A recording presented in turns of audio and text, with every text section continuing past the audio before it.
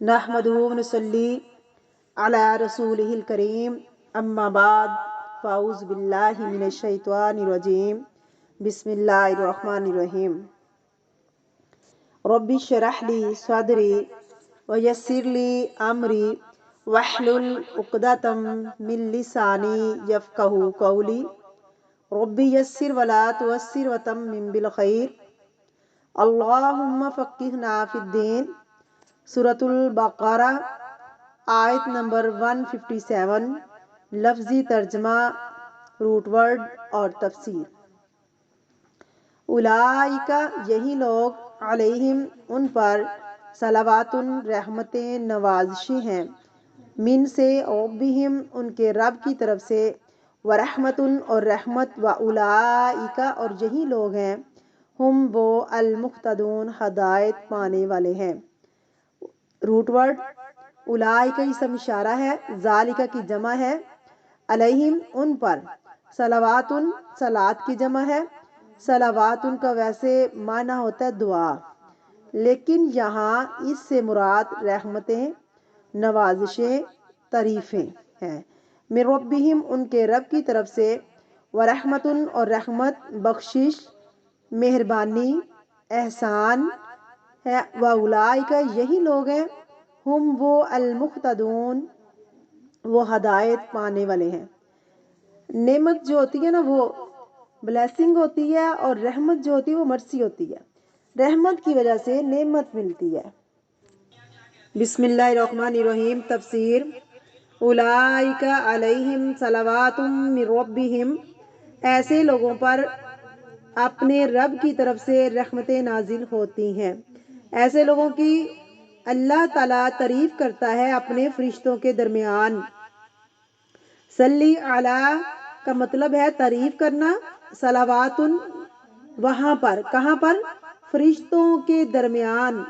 ایسے صابرین کی اللہ رب العزت تعریف کرتا ہے، اللہ کی مرسی ہوتی ہے، ان پر بخشش، مہربانی ہوتی ہے۔ واولئک هم المہتدون اور یہی لوگ دراصل ہدایت پانے والے ہیں۔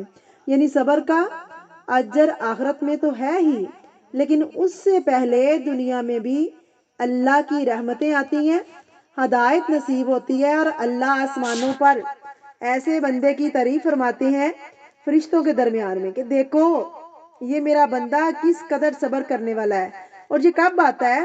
جب انسان مصیبت پر انا للہ و انا الیہ راجعون کہتا ہے، اس پر بھی اجر لکھا جاتا ہے۔ لیکن یہ نہیں کہ چیخو پکار کر کے پھر کہے کہ صبر کرے، وہ صبر تو سب کو ہی آ جاتا ہے۔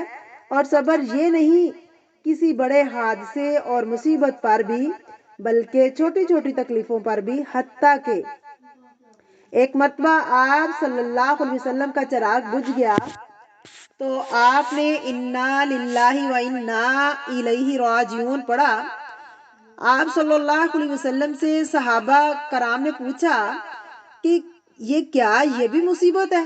آپ علیہ الصلوۃ والسلام نے کہا ہاں، اور اس پر بھی اللہ اجر دیتا ہے۔ یعنی اگر وقتی طور پر کوئی پریشانی ہو، کوئی چیز گم ہو جائے، کوئی دکھ دینے والی چیز ہو، تو واہ ویلا کرنے کی بجائے انسان فوراً اللہ رب العزت کو یاد کرے اور فوراً انا للہ و انا الیہ راجعون پڑھے۔ اور یہ جو بات ہے نا اولئک علیہم صلوات من ربہم، دنیا میں بھی نیگیٹو سینس میں استعمال ہوتا ہے، لیکن عربی میں صلوات رحمتوں کے لیے یوز ہوتا ہے اور تعریف کے لیے استعمال ہوتا ہے، تو الٹا ہو گیا۔ ایسے لوگوں پر اللہ کی رحمت ہے، اور وہ کیا ہے؟ نمبر ایک، دنیا میں اللہ ان سے جب راضی ہوتا ہے تو انہیں اس کے دنیا میں بھی انعامات ملنے لگتے ہیں، اور فرشتوں کی مجلس میں ان کی تعریف ہوتی ہے۔ یعنی ایسے لوگوں کا وہاں ذکر ہوتا ہے، اور ورحمت اور اللہ کی خاص رحمت بھی ہوتی ہے، کیونکہ وہ اللہ کی رحمت سے آئی ہوئی آزمائش پر صبر کرتا ہے اور اللہ کو یاد کرتے ہیں اور اپنی آخرت کو یاد کرتے ہیں، اور ایسے لوگ ہدایت پر ہیں۔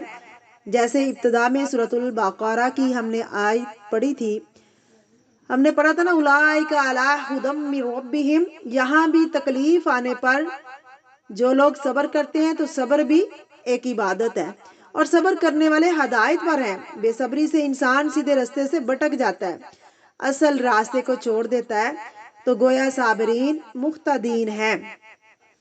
اس کی مثالیں ہمیں قرآن پاک میں بہت زیادہ ملیں گی، انشاءاللہ ہم آگے پڑھیں گے۔